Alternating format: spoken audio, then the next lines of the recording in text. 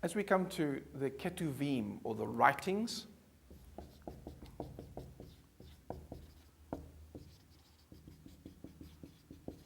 we can basically divide them into three main groups, or three main groups of documents or books. The first group is the five Megillot. Okay, five Megillot. And Megillot means scrolls, or the five scrolls. So these are the five scrolls, and they encompass the books of Ruth, Esther, Song of Solomon, Lamentations, and Ecclesiastes. And so those five books make up the five Megillot. And they get put separately because they become part of the cultic life, part of the festival life of Israel. And we'll talk a little bit about that as we go through each one. The second group we could call the poetic books. Again, obviously the reason why we would call it poetic books is because most of their content is in the form of poetry or even proverb, but still written in that symbolic form. And so those would be books, for example, like Psalms, Proverbs, and Job.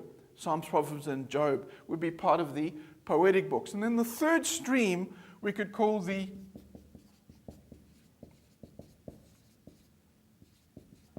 historic books. The historic books. And that would be books like Chronicles, Ezra, Nehemiah, and Daniel. And that would really cover all the Ketuvim.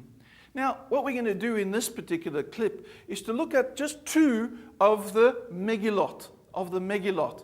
Now, each of the Megillot, each of these books are used generally within the different parts or the different festivals or feasts of the Jewish calendar.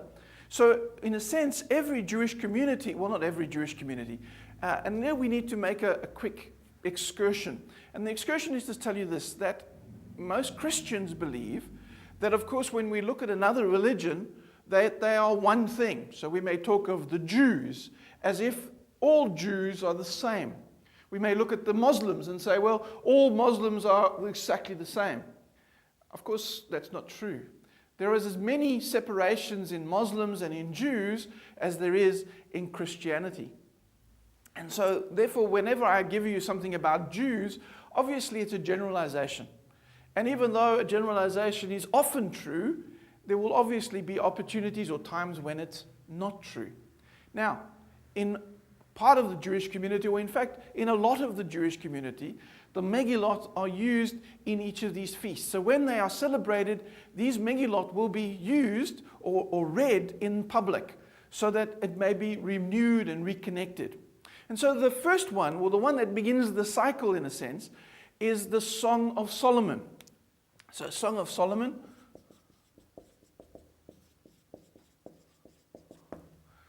Now, that's an interesting little book, and I'm sure that most of you have never really heard it in a normal sermon. You may have heard, particularly, maybe some of it, during a marriage service. Because obviously in a marriage service, the story is really the story of a man and his beloved. And the story of how that man and his beloved love each other and care for each other and want to look after each other and so on. In often quite graphic terms. In fact, so graphic for the Jewish community that this book was not allowed for people, or for Jewish boys particularly, before their bar mitzvah. So before the age of 13, Jewish boys particularly were not allowed to read the book of Song of Songs, or Song of Solomon. Now, most probably it was written by Solomon. We don't know. Most of the books of the Ketuvim are very difficult to pin down in terms of who their particular authorship was. It's much more difficult to identify. But the Song of Songs is used in a particular feast, and that feast is the feast of Passover.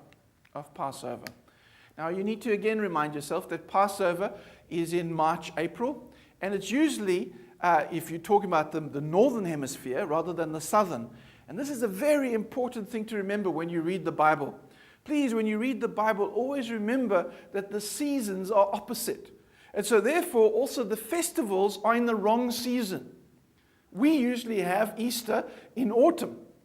But in Israel, Easter, of course, or at least not Easter so much, but Passover would be in spring. Now, it's important that it's in spring, because it's in spring that the spring lambs will come. And so it's an opportune time for Passover, when those lambs would then be sacrificed and killed. Now, when there's a sacrifice would happen, they would read the book of Song of Solomon. Now, you can ask yourself, well, why would they read a love story or a love book in the time when, in fact, they're dealing with Passover? Well, if we look at the festival of Passover more closely, we see that the festival of Passover is not just the killing of lambs. The festival of Passover is a celebration of life.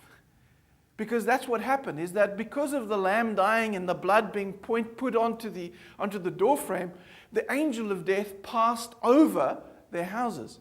And if the angel of death passed over their houses, what essentially happened is the lamb gave them life. It's a celebration of life. And what more is an expression of our celebration of life than, in fact, the relationship we may have with our beloved? And so that book is then elevated to being more than just a story about a man and his beloved. It becomes a story about God and his people, and the love and the celebration that God can have with his people. It becomes elevated to that point of realizing that what this is all about, that what God intended for his people was for life and for love and for relationship. And so that's read in that point for it. So when you read the book of Song of Songs or Song of Solomon, please don't read it just thinking that this is some Mills and Boon book, that this is some erotic love story. It's not. It's meant to also be a parallel with the ways in which God loves us in a very real, very connected way, and elevates the people in terms of that love story. In a sense, then, the relationship between God and his people is not a relationship between a master and a slave, but rather it's a love story. And I think when we understand that Judaism, and in fact even Christianity, is meant to be a love story, I think it changes the whole way in which we begin to associate and connect with God, and the way in which we interpret the things of God within Tanakh. So that's the first Megillot, is the Song of Solomon. But 49 days later, there's another festival, and here another book comes to the fore. And this one is the book of Ruth. It's a curious little book. It's a strange little book. Because, of course, Ruth is not even Jewish. She's a Moabitess. You may remember from your history where the Moabites come from. Of course, the Moabites are the descendants of Lot. And remember Lot and his daughters. And it's that particular story that ends up with the Moabites and with Ruth. Now, Ruth, of course, is important as well because she's one of the ancestors to King David.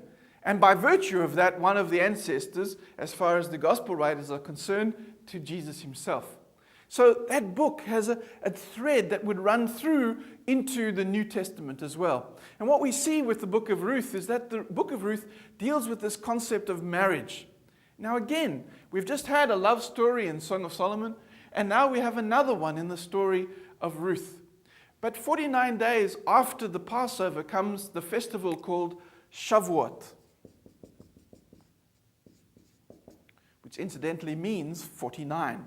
And so it's this festival that reminds the people of the giving of the law on Mount Sinai to Moses. So Moses went up on Mount Sinai, he was given the law, and it's that celebration of the law. It's the celebration of what the law means. And that's why they read Ruth, because Ruth is a celebration of everything that it means to be Jewish, of everything that it means to actually follow the Jewish tradition and customs. If you read Ruth carefully, you see that in fact, what was involved there is part of a kinship marriage. Is that in a sense, Boaz was almost obligated to marry Ruth because of the relationships and the community and the family that was there. So do you see how from Passover we move from the personal relationship to Ruth and Shavuot into the community relationship? That in fact the giving of Torah, of law, was there in order to help connect community, in order to help allow that community to grow and to prosper and to be blessed. And so when you read Ruth, again, don't just read it as a little love story between this Moabite woman and Boaz. See it as rather a coming together of community. Even from those who are strangers, those who are outside of Judaism, are welcomed into Judaism, are welcomed into the faith. And the connection of faith to Torah, to life, and to love.